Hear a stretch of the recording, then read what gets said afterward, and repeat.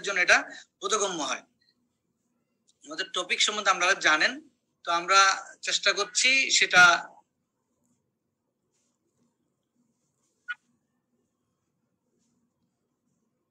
আমি প্রথমে একটা ক্লিনিক্যাল সিনারিও দিয়ে শুরু করছি। Clinical scenario 1, 35 years male presented with severe upper abdominal pain, fever, vomiting and loose motion for 3 days. On examination, he had mild edema, ascites, absent bowel sound and respiratory cackles.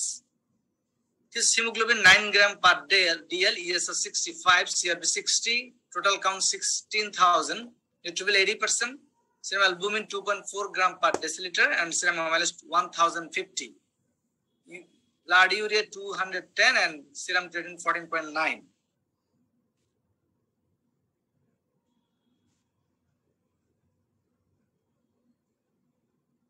His serum electrolyte,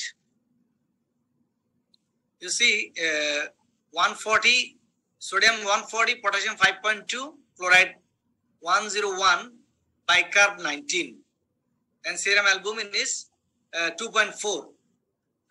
Anion gap is 20 plus 3.8 for adjustment of the albumin. It is 23.8. And his ABG, pH is 7. At the same time, ABG report 7.23. Bicarb here is only 8, but here is 19. So there is a disparity in bicarb from serum electrolyte and ABG. And anion gap is 35, but in case of from serum electrolyte 23.8. আমরা এই জিনিসটা পরে আলাপ করব যে কেন এই ডিসপ্যারিটিটা। আমরা নেক্সট কেসে আসি। Mr. X, 30 years old male was admitted in nephrology department in CMCH with the complaints of abdominal abnormal behavior for 4 hours, scanty micturition for the same duration, history of unknown poisoning, probably propylene glycol 16 hours back. Investigation, his serum creatinine gradually rising from day 1-6 and day 3-10. We provide intermittent hemodialysis. Sorry. His serum electrolyte,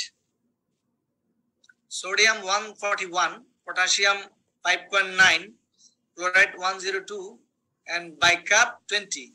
His anion gap is 19, and here also anion gap is 27. That is disparity, and bicarb here is 4.4, but in case of from electrolyte it is 20.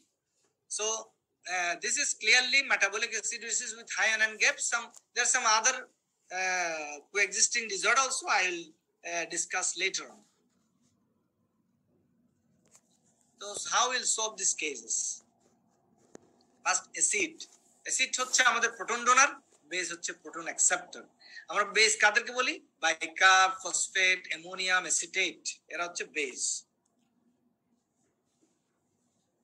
The greatest source of acid is carbon dioxide. আমরা সবাই জানি যেটা end product of metabolism. So what is the forms of acid and source and elimination of acid?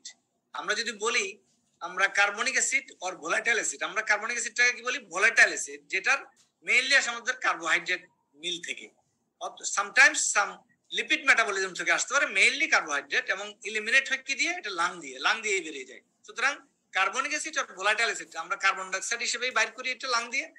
R non volatile acid যেটা আমরা inorganic acid যেটা sulphuric acid, phosphoric acid, এগুলি mainly protein metabolism থেকে আসে, যেটা inorganic acid. Mind it, inorganic acid or non volatile acid আসে sulphuric acid, phosphoric acid এই নামে আসে বা বিভিন্ন নামে আসতে পারে, যেটা প্রোটিন ক্যাটাবলিজম থেকে আসে। কার্বোহাইড্রেট থেকে আসছিল কিন্তু volatile acid carbonic acid, protein carbohydrate এবং লিপিড থেকে, আর প্রোটিন থেকে আসতেছে নন ভোলাটাইল অ্যাসিড। শুধু আমাদের ডায়েটারি হ্যাবিটের উপর অনেক কিছু নির্ভর করছে।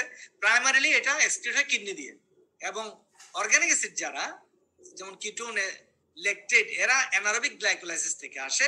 এটা প্রাইমারিলি লিভার দিয়ে এক্সক্রিট হয়। এখন বাইকার্বটা আমাদের ব্লাডে কোত্থেকে আসে? তাহলে বাইকার্ব যেটা আমরা বেস বলছিলাম সেটা আসে কোত্থেকে? ডায়েট, ডিজিজ, মেটাবলিজম, এই দুই ভাবে আসতে পারে। এই bicarb has no role in buffering of hydrochloric acid, sorry carbonic acid. আর আমরা ফুডের ক্ষেত্রে যদি চিন্তা করি তাহলে আমরা অ্যাসিড প্রোডিউসিং ফুড কোনগুলো? Hard process, cheese, egg yolks, meat, poultry, fish এবং সফট চিজেস, এরা বেশিরভাগ অ্যাসিড প্রোডাকশন করে। আর আমরা যদি ভেজিটেবলের দিকে যাই, অর্থাৎ ফ্রুট, ভেজিটেবল, স্পিনাচ, এরা বেশিরভাগ বেস তৈরি করে। তাহলে আমরা খাদ্যাভ্যাসের উপর আমাদের বডি অ্যাসিডিক হবে না বেসিক হবে, সেটা অনেক কিছু নির্ভর করছে। আর ব্লাড কিভাবে ব্লাডে কিভাবে কার্বন ডাইঅক্সাইড ট্রান্সপোর্ট হয়? কার্বন ডাইঅক্সাইড ট্রান্সপোর্ট 3 ফর্ম হতে পারে। একটা হচ্ছে বাইকার্ব ফর্মে 90% এই ফর্মে, কার্বোঅ্যামিনো কম্পাউন্ড হিসেবে 5%, আর ডিজলভ ফর্মে আসে অনলি 5%। এই ডিজলভ আমরা টোটাল কার্বন ডাইঅক্সাইড দেখি। এই টোটাল কার্বন ডাইঅক্সাইড কি জিনিস? অনেক সময় টোটাল কার্বন ডাইঅক্সাইড হচ্ছে বাইকার্ব প্লাস ডিজলভ কার্বন ডাইঅক্সাইড। এই ডিজলভ কার্বন ডাইঅক্সাইডটা কি? আসলে PCO2 আমরা যেটা ইয়াতে দেখি, এই যে এবিজিতে দেখি, সেটার সাথে 0.03 গুণ করলে, অর্থাৎ ইট ইজ নেগলিজিবল কনস্ট্যান্ট। আমরা ধরে নিতে পারি dissolve carbon dioxide equal to PCO2। আসলে total carbon dioxide clinical laboratory measures of bicarb, কারণ আমার ডিজলভ কার্বন ডাইঅক্সাইড অনলি 5%, তাহলে 90% হচ্ছে বাইকার্ব, তাহলে total carbon dioxide means bicarb. So total carbon dioxide এটা little information about functional status of the lung. লাংয়ের status সম্বন্ধে সে খুব সামান্য ধারণা দেয়, কারণ সে তো বাইকার্ব প্লাস PCO2, আমার লাং দিবার হচ্ছে PCO2 বা কার্বন ডাইঅক্সাইড, সে কার্বন ডাইঅক্সাইডটা কিন্তু খুব কম, ডিজলভ কার্বন ডাইঅক্সাইড 5%। সুতরাং টোটাল কার্বন ডাইঅক্সাইড দিয়ে আমরা লাং এর ফাংশনাল স্ট্যাটাস বুঝতে পারবো না। এখন নন কার্বনিক অ্যাসিড কারা? নন কার্বনিক অ্যাসিড সোর্স কারা? আমরা এগেইন ডায়েট থেকে আসে, NC আমরা বলি non carbonic acid. Diet, protein এবং ফসফোলিপিড থেকে আসে। ইন্টারমিডিয়েট মেটাবলিজম কারা? তারা কিটো অ্যাসিড এবং ল্যাকটিক অ্যাসিড আর স্টুল বাইকার্বন লস এর মাধ্যমে আসে। Excretion of NCA through kidney, because body can't convert NCA to carbon dioxide. আমাদের NCA গুলি কিডনির মাধ্যমেই যেতে হবে, কারণ সে কিন্তু NCA গুলি কিন্তু কার্বনিক অ্যাসিডের মতো কার্বন ডাইঅক্সাইডে কনভার্ট হতে পারে না। এবং আমরা এখন আসি বেস ডেফিসিট অর এক্সেস কি। বেস মলিকুলকে যে অ্যাকসেপ্ট হাইড্রোজেন আয়নকে অ্যাকসেপ্ট করতে পারে। বেস ডেফিসিট কখন হয় আর এক্সেস কখন? বেস যখন কমে যায় তখন ডেফিসিট, আর যখন বেড়ে যায় সেটা এক্সেস। এটা বেস ডেফিসিট এবং এক্সেস আসলে রিলেট করে মেটাবলিক প্রসেসের সাথে, এটা রেসপিরেটরি প্রসেসের সাথে এটা কোরিলেট করে না। সুতরাং মেটাবলিক অ্যালকালিস আমরা তখনই বলবো যখন বেস এক্সেস +5 বা তার বেশি থাকে, আর মেটাবলিক অ্যাসিডোসিস যখন বলবো বেস এক্সেস -5 বা তার কম থাকে, অর্থাৎ এটাকে আমরা বেস ডেফিসিটও বলি যখন বেস কমে যায়। আমরা এরপর আসি অ্যানায়ন গ্যাপে। অ্যানায়ন গ্যাপ সাধারণত সোডিয়াম, পটাশিয়াম, ক্লোরিন এবং বাইকার্ব দিয়ে করি, অথবা আনমেজার্ড অ্যানায়ন এবং মাইনাস আনমেজার্ড ক্যাটায়ন। এই যে এখানে একটা ইম্পর্টেন্ট জিনিস, আনমেজার্ড অ্যানায়ন মাইনাস আনমেজার্ড ক্যাটায়ন। আমরা যদি দেখি এগুলো আনমেজার্ড অ্যানায়ন মাইনাস আনমেজার্ড ক্যাটায়ন, এখানে অনেকগুলো ক্যাটায়ন আছে, সোডিয়াম, পটাশিয়াম, ম্যাগনেসিয়াম, ক্যালসিয়াম। আর অ্যানায়ন গুলি দেখেন অ্যালবুমিন, বাইকার্ব, ক্লোরিন, এই তিনটা হচ্ছে প্রধান অ্যানায়ন। তার সাথে ফসফরিক অ্যাসিড, ফসফেট এবং সালফেট এরাও আছে। তো আমরা বেশিরভাগ আনমেজার্ড অ্যানায়ন গুলিকে মাপতে পারি না, কিন্তু ক্যাটায়ন গুলি মাপতে পারি। আমরা যদি এই ফর্মুলাটাকে সহজ করি, তাহলে সোডিয়াম, পটাশিয়ামটাকে আমরা এইগুলি বাদ দিয়ে দিই, তখন সোডিয়াম মাইনাস ক্লোরিন এবং বাইকার্ব, তাহলে এটা অ্যানায়ন গ্যাপ। সোডিয়াম পটাশিয়াম সহ ধরলে 12 ± 4, আর পটাশিয়ামকে মাইনাস করলে 10 ± 4। এখন আমাদের প্রশ্ন হচ্ছে এটা why anion gap is maintained? This is due to law of electroneutrality. What is law of electroneutrality? Why anion gap? যে কোনো সলিউশনে পজিটিভ চার্জ এবং নেগেটিভ চার্জ সমান, সিরামে ক্যাটায়ন এবং অ্যানায়ন সমান। Sodium plus unmeasured cation equal to bicarb plus chlorine plus unmeasured cation. This is true if we can measure all cation and anions. আমরা যদি সব ক্যাটায়ন অ্যানায়ন মাপতে পারি, তাহলে দুই পাশের সমান জিনিসটা মেইনটেইন হবে। বাট আমরা কিন্তু বেশিরভাগ ক্যাটায়ন মাপতে পারি, কিন্তু সামান্য অ্যানায়ন মাপতে পারি না। সব অ্যানায়ন মাপতে পারি, অর্থাৎ আনমেজার্ড অ্যানায়নগুলো আমরা মাপতে পারি না। এই আনমেজার্ড অ্যানায়নগুলি যে আমরা মাপতে পারি না, সেই কিন্তু আমাদেরকে অ্যানায়ন গ্যাপটা মেইনলি দেয়। This is Y anion gap is 12 ± 4 or 10 ± 4। এখন আমরা যদি এই যে কারা এই জিনিসের সোর্স আমরা যদি বলি, তাহলে আমরা অ্যানায়নগুলি source negative charge protein, ionic inorganic phosphate, sulphate, ion এবং অর্গানিক অ্যাসিড, যারা আমরা সিকেডির ক্ষেত্রে যেহেতু মেটাবলিক অ্যাসিডোসিস আজকে আমরা সিকেডির ক্ষেত্রে চিন্তা করি, যেটা one of the important cause metabolic অ্যাসিডোসিসের, আমরা দেখেন আয়রন গ্যাপ ইনক্রিজ করে কেন? ফসফেট এবং সালফেটটাকে সে ভালোভাবে এক্সক্রিট করতে পারে না, এই জন্য। আর অ্যাসিডোসিস কেন হয়? কারণ অ্যামোনিয়া এক্সক্রিশনটা তার কমে যায়, অ্যামোনিয়া এক্সক্রিশনটা কমে যায়। এখন আমরা যদি আয়রন গ্যাপ নিয়ে চিন্তা করি, এটা রুল যদি আমি বলি, anion gap is increased in by all metabolic acidosis, সব metabolic acid anion gap increase করে, বা except hyperchloremic metabolic acidosis, hyperchloremic metabolic acidosis anion gap বাড়ে না। এখন কেন সে বাড়ে না? কারণ হচ্ছে এখানে যে ক্লোরিন anion গ্যাপের জন্য, এখানে যে ক্লোরিন দায়ী যে হাইপারক্লোরিক metabolic acidosis, তার সাথে এক্সচেঞ্জ অফ বাইকার্বন, আসলে বেসিক্যালি একটা আয়নের সাথে আরেকটা আয়ন রিপ্লেস হয়, দ্যাটস ওয়াই anion গ্যাপের কোনো চেঞ্জ থাকে না এবং নরমাল আয়ন গ্যাপ হয়। এবং সাধারণত আমরা এই সিনারিও পাই ডায়রিয়ার ক্ষেত্রে। এখন আমরা যদি আয়ন গ্যাপকে কারেকশন করতে চাই, আমরা টেম্পারেচার তারপরে অ্যালবুমিন এগুলির সাথে কারেকশন করি। আমরা রাফলি বলি যদি অ্যালবুমিন 4 থেকে 1 কমে যায়, আয়ন গ্যাপের সাথে আমাদের আড়াই যোগ করতে হবে। 4 থেকে 3 কমে গেলে আয়ন গ্যাপ যাই থেকে তার সাথে আড়াই যোগ করতে হবে। Ion gap is not in, আমরা একটা জিনিস মনে রাখতে হবে, আয়ন গ্যাপ কিন্তু রেসপিরেটরি অ্যাসিডোসিসে থাকে না, only metabolic acidosis থাকে, as acid derived from by carbonic acid, not from NCA. anion gap আমরা বলছিলাম, আমরা যে anion গ্যাপটা তৈরি করি যেটা আনমেজার্ড অ্যানায়ন, এবং তারা বেশিরভাগ হচ্ছে NCA থেকে আসে, এবং সেজন্য বাই কার্বনিক অ্যাসিড তো NCA না, সেজন্য যেহেতু রেসপিরেটরি প্রসেসে কার্বনিক অ্যাসিড দায়ী, সেজন্য রেসপিরেটরি অ্যাসিডোসিসে anion gap তৈরি করে না। আমার মনে হয় আমি ক্লিয়ার করতে পারছি।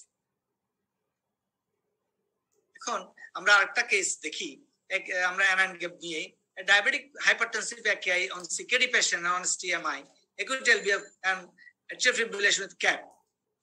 তার এখানে সোডিয়াম প্লাস পটাশিয়াম 120, 4.9, 85 and 20, আমরা অ্যালবুমিন ছিল তার 3.4, অ্যাডজাস্ট করে দেখা গেল তার anion gap হচ্ছে 21.5। আর আমরা যখন তার এবিজি করলাম, এই রোগীর anion gap কিন্তু এবিজি তো 21.4, অলমোস্ট সেম।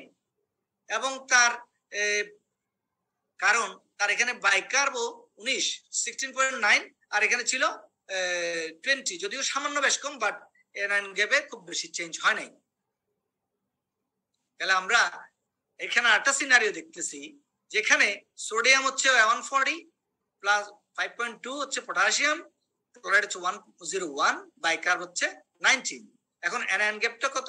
অ্যালবুমিন হচ্ছে 2.4 এবং anion গ্যাপ এখানে 23.4। আমরা যদি ডান পাশে তাকাই anion গ্যাপের দিকে, এবিজির দিকে, এখানে anion গ্যাপ কিন্তু অনেক বেশি, 35, কারণ এখানে বাইকার্ব হচ্ছে অনলি 8, অথচ ইলেকট্রোলাইট ছিল 19।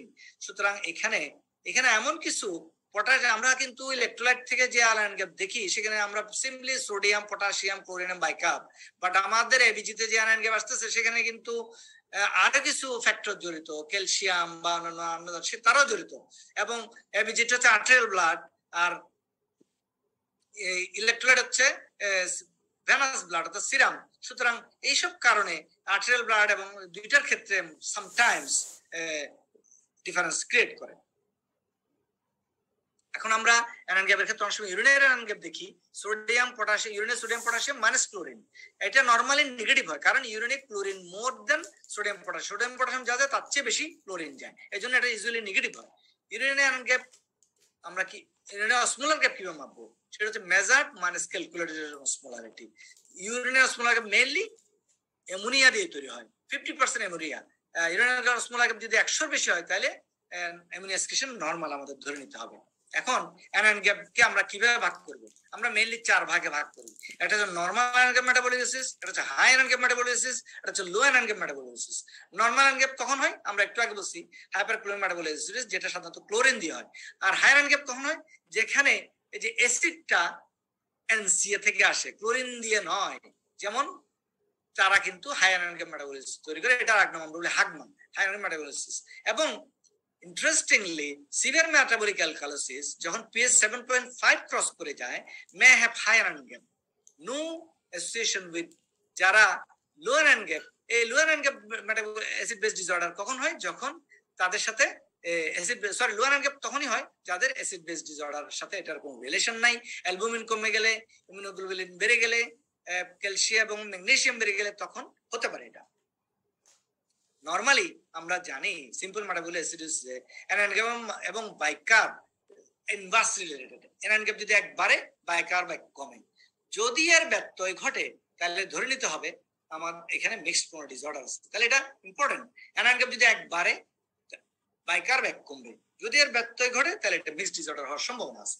আমরা অ্যানায়ন গ্যাপ যখন দেখি তখন সাথে আটটা জিনিস দেখি, সেটা কি? Delta anion gap. Delta anion কি? ডেল্টা অ্যানায়ন গ্যাপটা কি? ডেল্টা অ্যানায়ন গ্যাপ হচ্ছে নরমাল যেটা পাওয়া যাচ্ছে তার চেয়ে নরমাল 12 যেটা আমরা ধরি সেটা, প্লাস ডেল্টা বাইকাপ যেটা আমরা বলি 24, যেটা আমরা মিডিয়াম কাট অফ পয়েন্ট তার থেকে যেটা আমরা মেজার্ড বাইকাপ সেটা, অর্থাৎ এটাকে আরেকটা নাম হচ্ছে delta gap.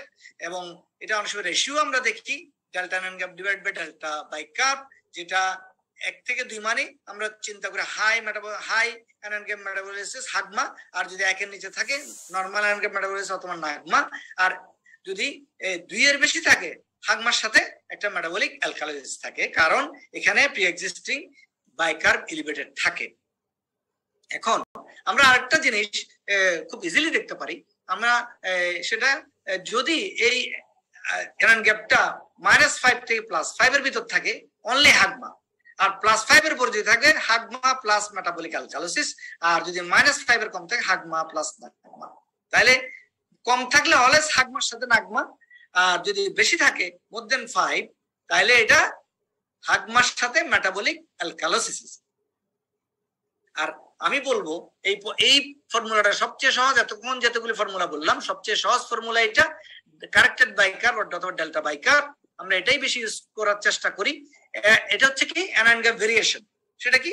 Actual anion gap যেটা সেটা বিষয় -12 প্লাস মেজার্ড বাইকাপ, সেটা যদি 12 হয় তাহলে এখানে 24।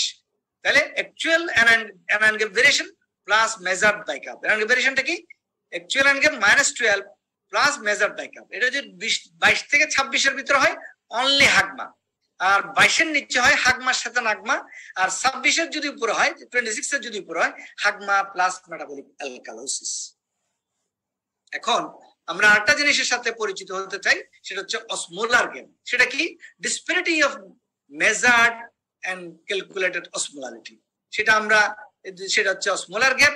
আমরা অসমোলারিটি কিভাবে মাপি? ক্যালকুলেট অসমোলারিটা সাধারণত 2 into sodium plus BUN divide by 2.8 আর গ্লুকোজ ডিভাইড বাই 18। আসলে এগুলো কনভার্সন ফ্যাক্টর। ইথানল যদি মাপতে পারি আমরা সেক্ষেত্রে 4.6 দিয়ে আমরা ভাগ করব। It is good screening for toxin as circulated toxin increase measured osmolarity but not in the calculated. যেমন ক্যালকুলেটরের ক্ষেত্রে আমরা যে টক্সিন যখন থাকে তখন কিন্তু আমরা ক্যালকুলেট করতে পারি না, মেজারটা আমাদের করতে হয়।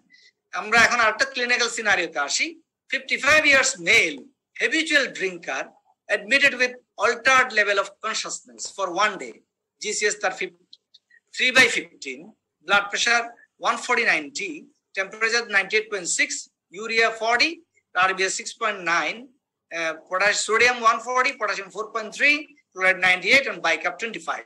ABG pH 7.23, bicarb 13.8, PCO2 34, and NGAP 25.8, PO2 189, FiO2 6 liter. Serum osmolarity 272, calculated osmolarity 293. তাহলে এখানে বুঝাই যাচ্ছে অ্যানায়ন গ্যাপ, অসমোলার গ্যাপ আছে একটা। অসমোলার গ্যাপটা কত? 23.6. তো patient was given 2 sessions of hemodialysis and discharged after improvement. তাহলে এখন আমাদের এটা বুঝাই যাচ্ছে কিসের রোগী। এটা ডেফিনেটলি একটা হ্যাবিচুয়াল ড্রিঙ্কার, অ্যালকোহল ইনটক্সিকেশন রোগী, যার জন্য তার অ্যানায়ন গ্যাপ মেটাবলিক অ্যাসিডোসিস ছিল এবং তার সাথে একটা অসমোলার গ্যাপও ছিল। এবং অসমোলার গ্যাপ সাধারণত হাগমা যদি থাকে, হাগমার সাথে যদি থাকে তাহলে টক্সিনের সম্ভাবনা খুব বেশি। এই যে আমার আগের কেসটা আমি যে সিনারিওটা দেখালাম সেখানে হাগমা ছিল, সাথে 10 এর উপর যদি গ্যাপ হয় তাহলে টক্সিনের সম্ভাবনা থাকে। এখানে 10 এর উপরে ছিল 23। এবং তাহলে কি টক্সিন হতে পারে? Methanol, ethanol, ethylene glycol, propylene glycol, যেটা তাহলে এই টক্সিন গুলো হতে পারে। এবং সামটাইমস ল্যাকটিক অ্যাসিডোসিসও কিন্তু অসমোলার গ্যাপ তৈরি করতে পারে। অনেক সময় কিটোসিড ল্যাকটিক অ্যাসিডোসিসে অসমোলার গ্যাপ তৈরি করলেও তারা ইউজুয়ালি 25 এর নিচে থাকে, তারা 25 ক্রস করে না। 25 ক্রস করছে মানে বুঝতে হবে কোনো টক্সিন আছে, অর্থাৎ methanol, ethanol, প্রোপিনল glycol, ethylene glycol, এগুলি থাকার সম্ভাবনা খুব বেশি। এখন আমরা আসি ডিফেন্স থেকে পিএইচ, একটা পিএইচ যদি চেঞ্জ হয় ব্লাডে, সে তাকে কে প্রথম ইয়া দেয়, মানে প্রোটেকশন দেয়? First line of defence chemical buffer, within seconds তারা তৈরি করে। তারা কারা? Bicarbonate buffer, phosphate buffer and protein buffer. আর সেকেন্ড লাইন কারা? Physiological buffer. বাফার আমরা বলি রেসপিরেটরি মেকানিজমের মাধ্যমে হয়, কার্বন ডাইঅক্সাইড এক্সক্রিশনের মাধ্যমে, আর রেনালে কিভাবে হয়? হাইড্রোজেন এক্সক্রিশনের মাধ্যমে। তাহলে আমরা সেকেন্ড লাইন বাফার হচ্ছে respiratory system and renal system, যেটা ফিজিওলজিক্যাল বাফার বলি, আর কেমিক্যাল বাফার হচ্ছে বাইকার্ব, ফসফেট, প্রোটিন। তাহলে আমাদের বাফার কি জিনিস? বাফারের সলিউশন, যেটা হঠাৎ করে যদি কোনো কারণে পিএইচ চেঞ্জ হয়, সে তাড়াতাড়ি নেমে পড়ে এটাকে চেঞ্জ করার জন্য। এটা উইদিন ফ্র্যাকশন অফ সেকেন্ড সে কাজটা করে। আমাদের শরীরে এক্সট্রাসেলুলার এবং ইন্ট্রাসেলুলার দুই ধরনের বাফার আছে। এক্সট্রাসেলুলার বা কার্বনিক বাইকার্বনেট বাফার বা কার্বনিক অ্যাসিড, যেটা আমরা বলছিলাম, আর একটা হচ্ছে ইম্পর্টেন্ট বাফার হচ্ছে হিমোগ্লোবিন আমাদের শরীরে আছে, যেটা এক্সট্রাসেলুলার বাফার। আর ইন্ট্রাসেলুলার কারা? মোস্ট ইম্পর্টেন্ট বাফার হচ্ছে প্রোটিন, এছাড়া ফসফরিক অ্যাসিড, অ্যামোনিয়া, এরা ইনঅর্গানিক ইন্ট্রাসেলুলার বাফার হিসেবে কাজ করে। এখন বাইকার্ব বাফার, যা বাইকার্বনেট বাফার, এটা quantitatively most important buffer extracellular ফ্লুইডে, বাট এটা উইক বাফার। আর ফসফেট বাফার, যেটা মোস্ট ইম্পর্টেন্ট বাফার কার জন্য? Renal fluid, tubular fluid and intracellular ফ্লুইডের জন্য, অর্থাৎ কিডনির জন্য এটা খুব ইম্পর্টেন্ট। আর যখন আমরা প্রোটিন বাফার চিন্তা করবো, ইন্ট্রাসেলুলার বাফারের মধ্যে এটা most important buffer. 60 to 70% of the total buffer in the body fluids occur inside the cell and much result from intracellular protein. তাহলে কত important intracellular buffer, protein buffer, যেটা আমরা বলি এনসি, অর্থাৎ এটা আমরা কাউন্ট করতে পারি না অনেক সময়। এখন রেসপিরেটরি সিস্টেম, এটা সেকেন্ড লাইন বাফার আমরা বলছিলাম, সে কাজ করে কি ফিউ মিনিটস এর মধ্যে, অর্থাৎ 3 থেকে 12 মিনিটের মধ্যে সে পিএইচ চেঞ্জ কিভাবে করে? কার্বন ডাইঅক্সাইড বের করে দিবে। কার্বন ডাইঅক্সাইড বের করে দিলে সে পিএইচটাকে চেঞ্জ করে। কোনো কোনো ক্ষেত্রে কার্বন ডাইঅক্সাইডটাকে সে রিটেন করে, কোনো কোনো ক্ষেত্রে কার্বন ডাইঅক্সাইডটাকে সে বের করে দেয়। আর কিডনি কিভাবে করে? এটা কিডনি অ্যাসিড অথবা বেসিক ইউরিন বের করে দিয়ে, অর্থাৎ এক্সক্রিট করে, হয় অ্যাসিডিক ইউরিন অথবা বেসিক ইউরিন রেসপন্স করে সে কাজটা করে। মোস্ট ইম্পর্টেন্ট বাফার কিডনির powerful and base regulatory system কিডনিকে বলা হয়। কিডনি 4 ভাবে কাজটা করে: secretion of the hydrogen ion, reabsorption of the filtered bicarb, production of new bicarb, buffering of urinary hydrogen by phosphate and ammonia. Mind it, in chronic acidosis, dominant mechanism of acid excretion is excretion of ammonia. অর্থাৎ যাদের chronic acidosis like CKD, তাদের ক্ষেত্রে ammonia excretion হচ্ছে most important buffer. এখন metabolic অ্যাসিডোসিসে kidney আমরা যদি দেখি, আপনারা দেখেন এখানে জিএফআর, এটা একটা ট্রায়াল, একটা ট্রায়ালের high net endogenous acid production in CKD. দেখেন আপনারা এখানে ইয়াগুলি আছে, এই যে জিএফআর যত কমছে তাদের এই যে ইয়াগুলো হচ্ছে। আর আপনি দেখেন নেট এন্ডোজেনাস অ্যাসিড প্রোডাকশন, দেখেন যখন জিএফআর কমে যাচ্ছে তখন কিন্তু বেড়ে যাচ্ছে, অর্থাৎ net endogenous acid production GFR এর সাথে সম্পর্কযুক্ত। এটা একটা আমাদের গ্রেট মুভমেন্ট। আমাদের স্যাররা আমাদের ফাদার অফ নেফ্রোলজিকে সম্মাননা দিয়েছিল সেখানে, এবং তখন 2 জন ইন্টারন্যাশনাল সোসাইটি অফ নেফ্রোলজির পাস্ট এবং present president elect and president, 2 জন প্রেসিডেন্ট উপস্থিত ছিলেন। এখন আমরা নর্মাল ভ্যালুস অফ আমরা ভ্যালুগুলি কি? আমরা আর্টেরিয়াল ব্লাড, যখন আমরা এবিজিতে দেখি কি আর্টেরিয়াল ব্লাড সাধারণত পিএইচ থাকে কত? 7.4, এবং PO2 কত থাকে? 80 to 100। PCO2 কত থাকে? 36 to 44, আমরা মিড পয়েন্ট হিসেবে 40 কে ধরি। অক্সিজেন স্যাচুরেশন কত থাকে? 95 এর উপরে, এবং বাইকার্ব 22 থেকে 26, মিড পয়েন্ট আমরা ধরি 24, বেস ডেফিসিট -2 to +2, এটা হচ্ছে অ্যানায়ন গ্যাপ আমরা 12 ধরছিলাম। এখন আমরা ভেনাস ব্লাড আসলো কিনা এটা কিভাবে সাসপেক্ট করব? আমরা যদি দেখি পিএইচটা 7.4 চেয়ে একটু কম, 7.36, এবং PO2 18 নিচে, অর্থাৎ 30 to 50, এবং অক্সিজেন স্যাচুরেশনটা কম, PO2 কম, অক্সিজেন স্যাচুরেশন অনেক কম, তাইলে আমরা সাসপেক্ট করব, এবং PCO2 একটু হালকা বেশি, তাইলে আমরা সাসপেক্ট করব এটা ভেনাস ব্লাড। আর নাইলে স্ট্যান্ডার্ড আর্টেরিয়াল ব্লাডের রেফারেন্সটা আমরা দিলাম। এখন আমরা বলবো স্টেপ বাই স্টেপ আমরা কিভাবে দেখবো অ্যাসিড বেস। আমাদের কাছে একটা রোগী আসলো, বা একটা ট্রেসিং পেলাম, বা একটা ইলেকট্রোলাইট পেলাম, আমাকে প্রথমে এবিজি দেখার সাথে সাথে আমাকে চিন্তা করতে হবে এটা কি অথেন্টিক কিনা, এই এবিজিটা অথেন্টিক কিনা, অর্থাৎ এটা একুরেট কিনা। দেন সেকেন্ড স্টেপ হচ্ছে diagnostic clue provided by patient history and physical examination. আমরা কখনোই ভুলবো না তার হিস্ট্রি এবং এক্সামিনেশন নিতে। আমরা ঝাঁপাই পড়বো না ইলেকট্রোলাইট এবং এবিজির দিকে। মেজার পিএইচ, প্রথমে আমরা দেখবো কোনটা পিএইচ এর দিকে, এটা কি অ্যাসিডিক না অ্যালকালিক। এখন তখন তারপর আমাদের নেক্সট কাজ হবে বাইকার এবং পিসিও2 দিয়ে।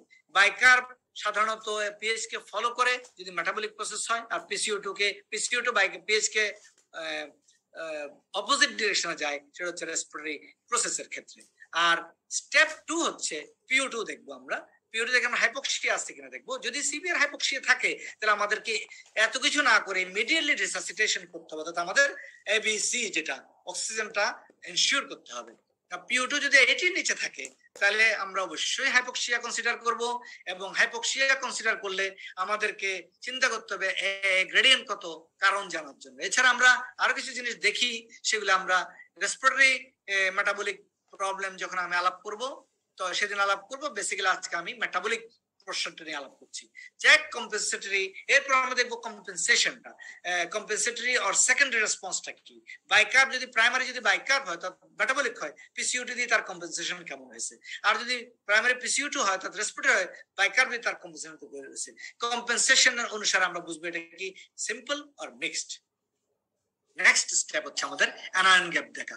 অ্যানায়ন গ্যাপ যদি বেড়ে যায় অবশ্যই হায়ান গ্যাপ মেটাবলিক, তাইলে আমাদের আমরা একটু আগে বলছিলাম অর্গানিক অ্যাসিড গুলো আমরা দেখবো ল্যাকটিক অ্যাসিড আছে কিনা অ্যানায়ন গ্যাপ বেশি থাকলে। এছাড়া আমরা একটা জিনিস মনে রাখতে হবে, for anion gap simultaneous measure of serum electrolyte is needed. আমরা যেটা বলছিলাম একটু আগে, if not given your ABG machine, অনেক সময় অনেক এবিজি মেশিন অ্যানায়ন গ্যাপ দেয় না, আর অ্যাকুরেসিও অনেক সময় আসে না, যেটা আমরা একটু আগে আলাপ করলাম। কম্পেয়ার করতে হবে bicarb on ABG and electrolyte to verify accuracy, আমি যেটা একটু আগে বললাম। Check delta anion gap or delta ratio or delta bicarb. আমরা বলছিলাম ডেল্টা বাইকার্বটা মোর ইজিয়ার। আর স্টেপ 5 আমরা দেখবো অসমোলার গ্যাপ, যেটা আমরা বলছিলাম অ্যানায়ন গ্যাপ বেশি থাকলে আমরা অসমোলার গ্যাপ নিয়ে মাথা ঘামাবো, মিথানল ইথানল বা ইথানল গ্লাইকল পজিটিভ আছে কিনা। তারপর স্টেপ 6 হচ্ছে আমরা অ্যাসিড বেস যেটা দেখলাম তার কারণটা বের করা আমরা চেষ্টা করবো। আমরা তো ম্যানেজ করলাম, কারণ আমাদের ম্যানেজ করতে হবে।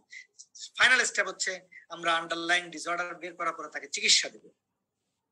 এখন আমাদের স্যাম্পলিং যে করছিলাম তার কি কি এরর হতে পারে, যেমন ডিলে অ্যানালিসিস করলে, অ্যানালিসিস যদি ডিলে করি পিও2 কমে যাবে, অক্সিজেন কমে যাবে, পিসিও2 বেড়ে যাবে।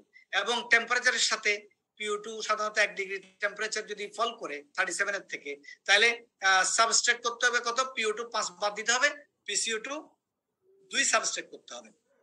আর যদি এয়ার বাবল মিক্স হয়ে যায় তাহলে পিও2 বেড়ে যাবে, যাতে এয়ারের মধ্যে বাতাস অক্সিজেন আছে, পিসিও2 কমে যাবে। এবং হ্যাপারিন থাকলে সেক্ষেত্রে আমাদের অনেক সময় হ্যাপারিন বেশি দিয়ে ফেললে, এই জন্য আমরা বলি নিডলের ভিতরে যে হ্যাপারিন আছে অনলি সেই হ্যাপারিনটাই এনাফ। হ্যাপারিন যদি বেশি থাকে তাহলে বাইকার্ব কমে যাবে, পিসিও2 কমে যাবে। আর লিউকোসাইটোসিস, অনেক সময় ইনফেকশনের রোগী যারা, আমরা তো ফ্রিকুয়েন্টলি সেপসিস রোগীর বাইকাপ করি, তাদের অনেক সময় লিউকোসাইটোসিস থাকে, তাদের পিএইচ এবং পিও2 কমে যায়, পিসিও2 বেড়ে যায়। তাহলে এই জিনিসগুলো আমরা মাথা ঘামাবো স্যাম্পলিং করার সময়। এখন আমরা একটা প্রথম পয়েন্ট দিছিলাম, এই এবিজিটা অথেন্টিক কিনা। তাহলে আমরা অথেন্টিক কিনা বুঝার জন্য প্রথমে আমরা স্যাম্পলিং কোন টেকনিকে ভুল আছে কিনা সেটা দেখবো। সেকেন্ড জিনিস দেখবো আমরা নাম্বার ফিট। নাম্বার ফিটটা কি জিনিস, হাইড্রোজেন ইকুয়াল টু 24 ইনটু পিসিও2 ডিভাইড বাই বাইকার্ব, অর্থাৎ 24 into lung divide by kidney. এখন এই হাইড্রোজেন আয়ন আমরা পিসিও2 বাইকার্ব থেকে রাইট সাইডে বাইর করব।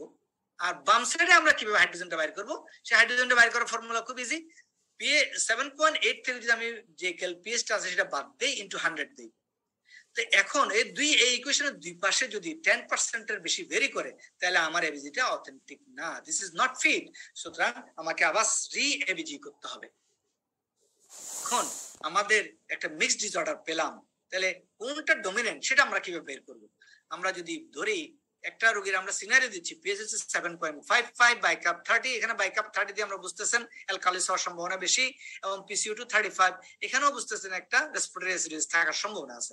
এটা আসলে মেটাবলিক অ্যালকালিসিস এবং রেসপিরেটরি অ্যাসিডোসিস কম্বাইন্ড আছে, যে কারণে পিএইচটা অনেক বেড়ে গেছে, মোর অ্যালকালোটিক। যদি এখানে যদি অপোজিট কিছু হতো তাহলে পিএইচটা অলমোস্ট নিয়ার নরমালের কাছাকাছি থাকতো। তাহলে আমরা ডমিনেন্ট কোনটা, দেখা যাচ্ছে বাইকাপ চেঞ্জটা অনেক বেশি, কারণ 30 - 24 + 25 অর্থাৎ 6/24, দ্যাট ইজ 25% চেঞ্জ হচ্ছে বাইকার্বে। whereas PCO2 changes only 12.5%. তাহলে এখানে ডমিনেন্ট প্রসেস কোনটা? মেটাবলিক অ্যালকালোসিস, যদিও এখানে রেসপিরেটরি অ্যাসিডোসিস আছে। আমরা এখানে একটু খুব সুন্দরভাবে দেখাতে চাই Henderson-Hasselbalch ইকুয়েশন। আমরা দেখি বাইকার্ব ডিভাইডেড বাই PCO2 আমরা বলছিলাম lung divided by kidney, kidney divided by lung. এখানে বলতেছি এখানে বাইকার্ব আমরা দেখেন এই যে লাং কিভাবে ইয়া করে, সে কার্বন ডাই অক্সাইড বের করে দেয় ভোলাটাইল, যেটা কারণ ভোলাটাইল। আর কিডনি সে কিন্তু ভোলাটাইল কিছু বের করতে পারে না, সে হাইড্রোজেন এক্সক্রিশন করে বাইকার্ব জেনারেশন করে। এখানে ইন্টারেস্টিংলি আপনি দেখেন পিএইচ এর সাথে কোরিলেট করতেছে দুইজন, একটা হচ্ছে বাইকার্ব আর হচ্ছে বেস এক্সেস অথবা বেস ডেফিসিট বলে আমরা। বেস এক্সেস ডিক্রিজ মানে বেস ডেফিসিট, অর্থাৎ বাইকার্ব এবং বেস ডেফিসিট কোরিলেট করতেছে পিএইচ এর সাথে, আর পিএইচ এর সাথে কোরিলেট করতেছে অপোজিট ডিরেকশনে হচ্ছে PCO2। তাহলে সেম ডিরেকশনে যে আছে সে হচ্ছে মেটাবলিক প্রসেস, আর অপোজিট ডিরেকশনে যে আছে সে হচ্ছে রেসপিরেটরি প্রসেস। আর পিএইচ যদি বেড়ে যায় সেম জিনিস বেস এক্সেস এবং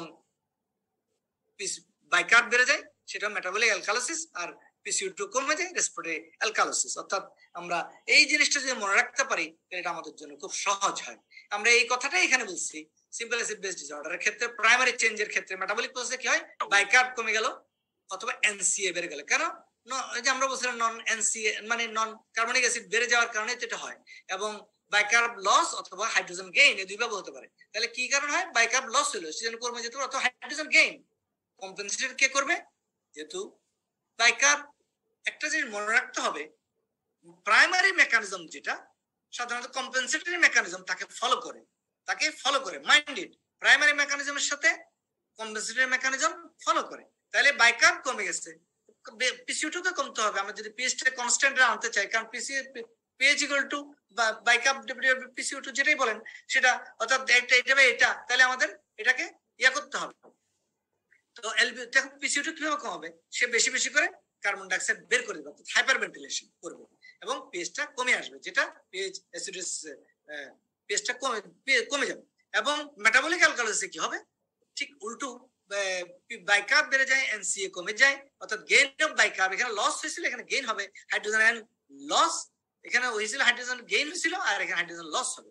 আর PCO2 বেড়ে যাবে এটাকে কম্পেনসেট করতে গেলে, এবং কম্পেনসেশন PCO2 যদি বেড়ে যায় তাহলে পিএইচও বেড়ে যাবে। পিএইচটা আমাদের প্রাইমারি প্রসেস, আর কম্পেনসেশনের পরে কি হবে? পিএইচটা নিয়ার নরমাল হয়ে যাবে। আমরা এখানে যদিও কম্পেনসেশনের পরের পিএইচটা দেখাইনি। এখানে আপনারা জাস্ট দুইটা জিনিস আমাদের, আমি রেসপিরেটরি প্রসেস এখন বলছি না, শুধু মেটাবলিক অ্যাসিডোসিস অ্যালকালোসিস বলি। মেটাবলিক অ্যাসিডোসিস এবং অ্যালকালোসিস দুই ক্ষেত্রেই আমরা এক্সচেঞ্জেস রেট অফ কম্পেনসেশন সবচেয়ে সহজ ফর্মুলাটা আমি নিব, এটা হচ্ছে 15 প্লাস বাইকার্ব। আমি কঠিন কিছুতে যেতে চাই না, তাহলে আমি কোন ফর্মুলাটা নিব? 15 প্লাস বাইকার্ব। সেটা অ্যাসিডোসিসের ক্ষেত্রে সত্য, সেটা অ্যালকালোসিসের ক্ষেত্রে সত্য। এখন প্রশ্ন হচ্ছে ম্যাডাম কম্পেনসেশন মেটাবলিকের ক্ষেত্রে হাইয়েস্ট কতটুকু হবে?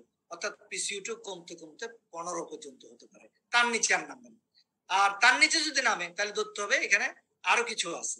আর মেটাবলিক অ্যালকালিসিসের ক্ষেত্রে বাড়তে বাড়তে PCO2 কতটুকু যাবে? ম্যাক্সিমাম 55 হয়ে যাবে। তার যদি বেশি হয় তাহলে অন্য কিছু আছে। আমরা কিছু টিপস দিই আপনাদেরকে, specially for students. If an expected bicarb within 2 milliequivalent of the actual value, আমাদের এক্সপেক্টেড যেটা আমরা চেঞ্জের জন্য ওই যে 15 যোগ করে যেটা পেয়েছিলাম, সেটা এক্সপেক্টেড বাইকার্ব যদি রেসপিরেটরির ক্ষেত্রে 2 চেঞ্জ হয়, রেসপিরেটরির ক্ষেত্রে আমাদের ফর্মুলা আলাদা, যদিও 2 বেশি চেঞ্জ উইদিন 2 এর ভিতর থাকে, অর্থাৎ এক্সপেক্টেড PCO2 আমরা বাইকার্ব অর্থাৎ মেটাবলিক প্রসেসের ক্ষেত্রে আমরা চেঞ্জ কোনটা হবে? কম্পেনসেশন, সেটা PCO2। সে যদি 3 এর ভিতরে থাকে, অর্থাৎ আমরা যদি 15 প্লাস 15 যদি সেটা যদি 33 এর ভিতরে হয় বা যদি 27 এর ভিতরে হয়, তা আমরা ধরে নিব এটা অ্যাকচুয়াল ভ্যালুর ভিতরে আছে।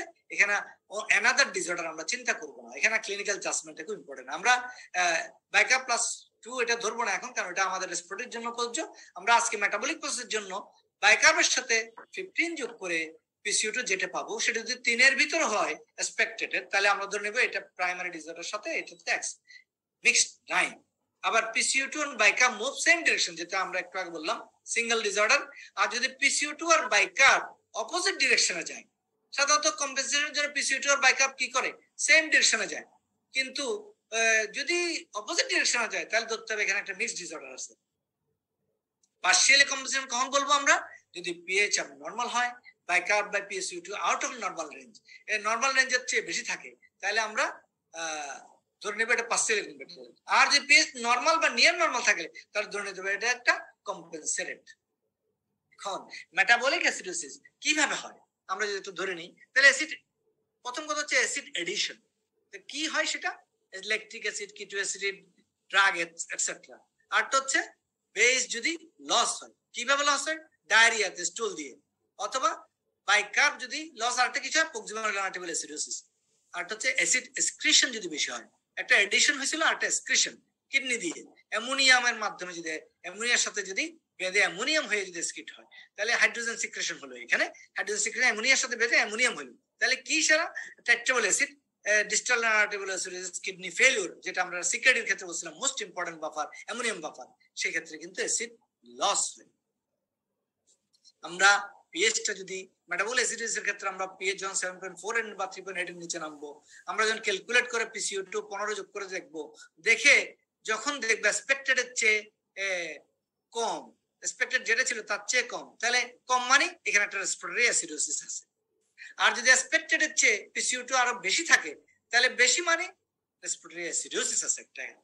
দেন আমরা কি করব, আমরা অর্থাৎ কম্পেনসেশনটা দেখব, PCO2 দেখলাম বাইকার্বের পরপরই, তারপর আমরা কি করব, একটা অ্যানায়ন গ্যাপ দেখব।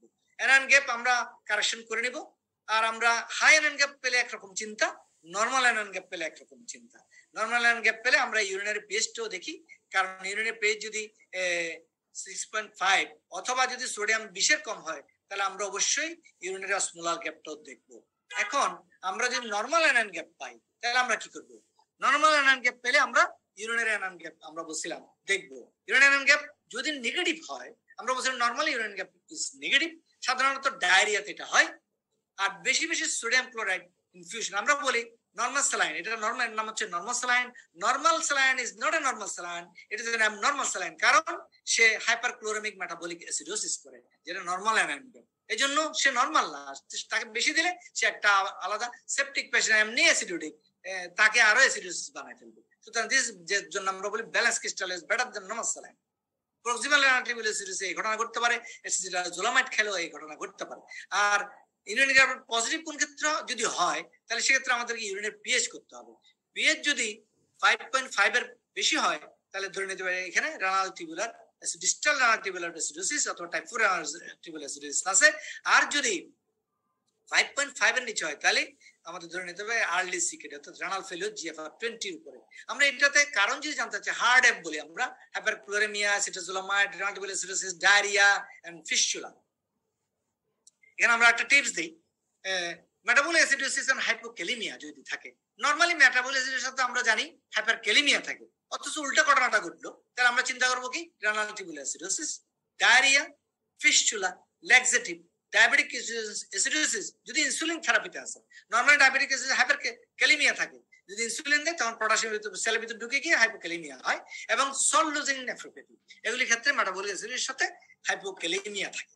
আর মেটাবলিক অ্যাসিড হাইপারক্যালিমিয়া এটা একটা কমন ঘটনা, সিকার্ডিয়াক দুই ক্ষেত্রে হতে পারে, অ্যাড্রিনালিন প্রাইমারি অ্যাড্রিনালিন সাফিসিয়েন্সি হতে পারে। আর অল পটাশিয়াম স্প্যারিং ডায়াবেটিক্স তার মেটাবলিক অ্যাসিডোসিস করে, স্পেশালি অ্যান্ডালিয়া সিকার্ডিক প্যাশন। এবং আমরা এরপর হচ্ছে হাই অ্যানায়ন গ্যাপ, যেটা হাগমা আমরা বলি। এতক্ষণ নাগমাতে আমরা ছিলাম, আমরা এখন হাগমাতে আসছি। হাগমা থাকলে আমরা ডেল্টা অ্যানায়ন গ্যাপ দেখবো।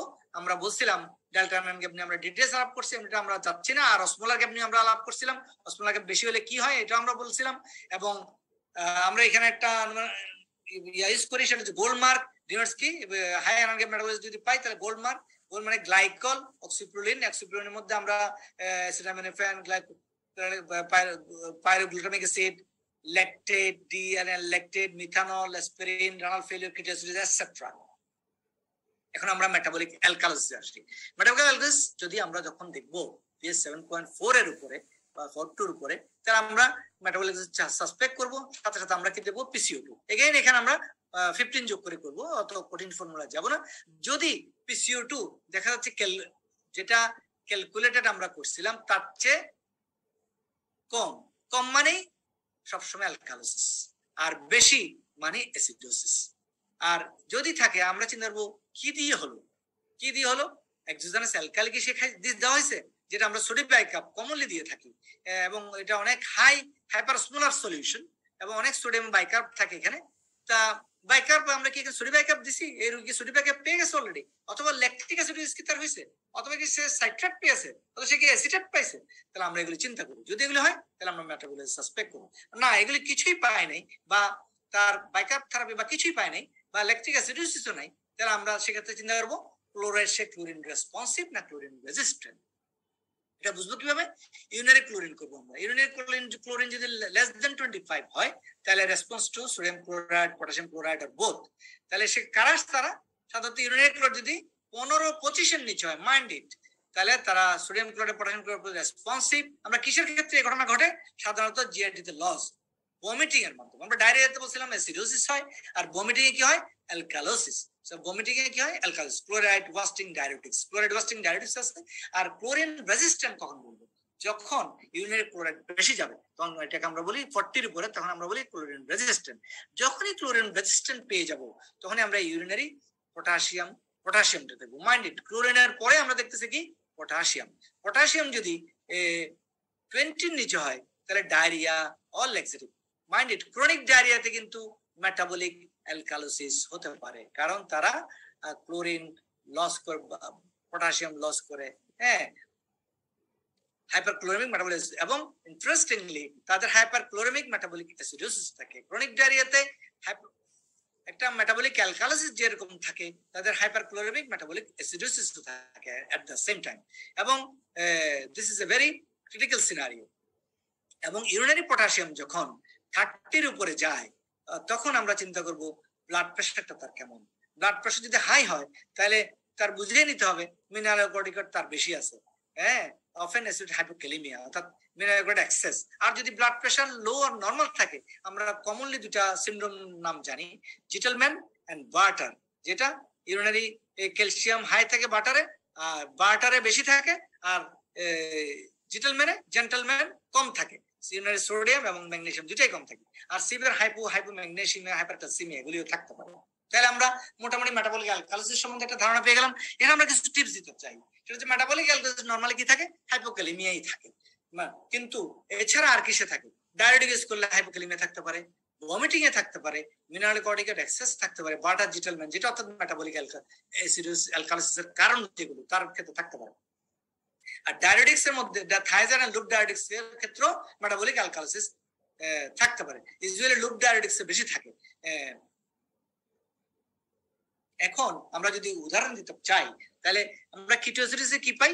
আমরা সাধারণত মেটাবলিক মেটাবলিক অ্যাসিডোসিস পাই, তাই না? কিটোসিস কি পাই? Metabolic high iron gap, metabolic এই যে আয়রন গ্যাপ দেখেন, নরমাল আয়রন গ্যাপ এটা, এখানে আয়রন গ্যাপ অনেক বেড়ে গেছে।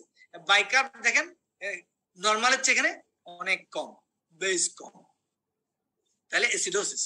আর এখানে কিটোসিস যদি কিটোসিসের রোগী, একটা ডায়াবেটিক কিটোসিস রোগী যদি ভমিটিং হয় তাহলে সিনারিও কিন্তু চেঞ্জ হয়ে গেল। সেটা কি? আয়রন গ্যাপ তার জায়গায় রয়ে গেল, এখানে বাইকার্ব একটা যোগ হলো, অর্থাৎ তার একটা অ্যালকালোসিস ছিল, ক্লোরিন কমে গেল, তার অ্যালকালোসিস ছিল, আরেকটা অ্যালকালোসিস যোগ হলো, অ্যালকালি যোগ হলো, তাহলে তার সাথে কি হাগমা আয়রন গ্যাপ মেটাবলিজমের সাথে মেটাবলিক অ্যালকালোসিস হলো। আমরা এছাড়া নাজোগাস্ট্রিক সাকশনের ক্ষেত্রে কি হয়? আমরা তার দেখেন পিএইচ বেশি, অর্থাৎ তাহলে অ্যালকালোসিস আছে, তার পিসিও 244 নিয়ার নরমালের কাছাকাছি। বাইকার্ব দেখেন 32, অর্থাৎ বেশি, বাইকার্ব বেশি, আয়রন গ্যাপ 11 অর্থাৎ নিয়ার নরমাল, তাহলে বাইকার্ব বেশি মানে অ্যালকালোসিস আছে, অর্থাৎ মেটাবলিক অ্যালকালোসিস। সেপটিক শক কি হলো? 7.14 অ্যাসিডোসিস। তারপরে কি হলো? পিসিও 224, বাইকার্ব 8, আয়রন গ্যাপ 33, অনেক বেশি, তাহলে আয়রন গ্যাপ মেটাবলিসিস আছে, কোনো ভুল নাই। তার সাথে আমি যদি চিন্তা করি বাইকার্বের সাথে আমি 15 যোগ করি তাহলে কত হলো? 8 এবং 15 23, তাহলে পিসিওটি অলমোস্ট তার কম্পেনসেশনের মধ্যে হয়ে গেছে। তাহলে এখানে মেটাবলিক অ্যালকালোসিস তার একটা অ্যাসিডোসিস আছে, কারণ ল্যাকটিক অ্যাসিডোসিস, এখানে সেপটিক অ্যাসিডোসিস কি হয়?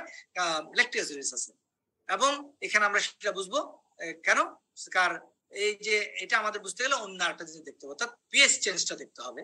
এবং এন্ডোটক্সিমিয়ার ক্ষেত্রে আমরা যদি বলি পিএইচ ডিয়ার নরমাল, বাইকার্ব এগেন 8, পিসিও2 অনেক কম, এবং আয়রন গ্যাপ 35 আর 2%, তার ক্ষেত্রে কি হয়েছে? রেসপিরেটরি অ্যালকালোসিস, অর্থাৎ হাইপারভেন্টিলেশন হয়েছে। মেটাবলিক অ্যাসিডোসিস, মেটাবলিক অ্যালকালোসিস এবং রেসপিরেটরি অ্যালকালোসিস, সেটা কি হয়? এন্ডোটক্সিমিয়ার ক্ষেত্রে। এখানে আমরা ইনভেস্টিগেশনে চলে আসলাম, প্রায় শেষের দিকে চলে আসছি। এবিজি তে আমরা কি করি? নরমালি কিছু রুটিন টেস্ট করি, ABG, electrolyte, bicarb, creatinine, full blood count, কারণ সেপসিস আছে কিনা আমাদের দেখতে হবে, এবং ব্যাকটেরিয়াল কালচার করি। আর অ্যাসিডোসিসের জন্য আমরা কিছু স্পেশাল টেস্ট করি, অসমোলারিটি, সিরাম অসমোলারিটি, এবং osmolar gap, pH, urinary pH, blood glucose, serum lactate, liver function test, এবং বিভিন্ন টক্সিন লেভেল আমরা করে থাকি। আর অ্যালকালিসিসের জন্য আমরা কিছু স্পেশালাইজ টেস্ট করি, স্পট ইউরিন, সোডিয়াম, পটাশিয়াম, আমরা বলছিলাম একটু আগে, ক্লোরাইড এন্ড পিএইচ। এছাড়া ইসিজি করতে পারি, plasma renin activity, aldosterone concentration, cortisol, এগুলো আমরা করতে পারি। এখন ম্যানেজমেন্টে আমরা চলে আসলাম। Treat underlying cause. আমরা অ্যাসিডোসিস কিভাবে করব? আন্ডারলাইং কজ ট্রিটমেন্ট করতে হবে। আমরা বলছিলাম ট্রিটমেন্ট দিকে চিকিৎসা অলমোস্ট স্ট্রেট ফরওয়ার্ড, কারণ এটাতে IP fluid, insulin, correctional sodium deficit, potassium deficit আমরা করি। বাট ল্যাকটিক অ্যাসিডোসিসের ক্ষেত্রে ভেরি কন্ট্রোভার্সিয়াল। সেপসিস গাইডলাইন 2021 ওরা বলছে যদি ল্যাকটিক অ্যাসিড মানে পিএইচ 7 এর নিচে চলে যায়, 7.2 এর নিচে চলে যায়, তাদেরকে আগে বলতো 7.1 এর নিচে গেলে বাইকাপ, আইবি বাইকাপ দিতে। রিসেন্ট গাইডলাইন বলছে 7.2 নিচে গেলে আইবি বাইকাপ দিতে। সেপসিসের জন্য avoid treating metabolic acidosis with hypokalemia. Mind it, এটা খুব ইম্পর্টেন্ট। মেটাবলিক অ্যাসিডোসিস আছে, তার সাথে হাইপোক্যালেমিয়া আছে, তাকে আমরা কখনোই বাইকাপ দিব না, কারণ এটা হাইপোক্যালেমিয়া আরো অ্যাগ্রাভেট করবে। এটা দিস ইজ ভেরি ডেঞ্জারাস। আমরা আইবি বাইকাপ যে বলছিলাম 7.1, ডিকে এর ক্ষেত্রে 7.1 এর নিচে গেলে দেই, আর ল্যাকটিক অ্যাসিড 7.7 এর নিচে গেলে দেই, এবং এটা অনেকটা ক্লিনিক্যাল জাজমেন্টের উপর। আমরা বাইকাপটা কিভাবে দিব? আমরা আমাদের দেশে পাওয়া যায় 8.4%, এটা আমরা ডিরেক্ট দেওয়াটা ঠিক না। এটা 50 ml, দুইটা 50 ml অর্থাৎ 100 ml কে 1 লিটার বেবি স্যালাইন আমাদের দেশে আমরা বলি, অর্থাৎ 1/4 স্ট্যান্ডার্ড স্যালাইন, অথবা 1 লিটার 5% ডি এর সাথে মিশিয়ে আমরা আস্তে আস্তে দিব। আর আমাদের কারেকশন কি রেঞ্জ থাকবে কি, এই 7.2 এর উপর হবে, বাইকাপ 10 থেকে 12 থাকবে। এবং বাইকাপ রিকোয়ারমেন্ট বা ডেফিসিট আমরা কিভাবে দেখতে পারি? আমরা দেখতে পারি 0.2, সবচেয়ে ইজি ফর্মুলাটা আমি বলছি, 0.2 into body weight divided by deficit, অথবা 0.5 ইনটু বডি ওয়েট, এটাই সবচেয়ে সহজ ফর্মুলা হচ্ছে 0.5 into body weight into 24 minus serum bicarb, অর্থাৎ 24 হচ্ছে বাইকাপ যেটা আছে সেটা মাইনাস করলে তার সাথে যদি 0.5 ইনটু বডি ওয়েট যোগ করি, সেটাই বাইকাপ ডেফিসিট। এটা আমাদের কারেকশন করতে হবে। এবং আমরা ওরাল বাইকাপ সিকেডি রোগীদের ক্ষেত্রে সবসময় দিয়ে থাকি, কারণ এটা সিকেডি প্রোগ্রেশনকে হল করে, ইমিউনাইজেশনটাকে রিডিউস করে, ডিমিউনাইজেশনটাকে রিডিউস করে, এবং অ্যাপিটাইট বাড়ায়। এবং আমাদের টার্গেট কি? আমাদের টার্গেট হচ্ছে বাইকাপ 24 থেকে 26 এর মধ্যে রাখবো। ক্রিক স্টাডি বলতেছে যে বাইকাপ যদি 22 এর নিচে নামে, তাহলে সিকেডি প্রোগ্রেশন অনেক বেশি হয়। এখানে বাইকাপ একটা সুইট লেভেল দেখানো হচ্ছে 24 থেকে 26, এর মধ্যে থাকলে দেখা যাচ্ছে ইউ শেপ একটা লুপ, তাদের ক্ষেত্রে কমপ্লিকেশন অনেক কম, বাট এর বেশি কম হলে সমস্ত কমপ্লিকেশন গুলো এখানে দেখা যাচ্ছে, ইভেন ডেথ বেড়ে যায়। আর এখানে সিকেডি প্রোগ্রেশন দেখা যাচ্ছে যে আমরা বাইকাপ ইন্টারভেনশন যাদেরকে করা হয়েছে তাদের ডায়ালিসিস ফ্রি সার্ভাইভাল অনেক ভালো দেন কন্ট্রোল করেছে।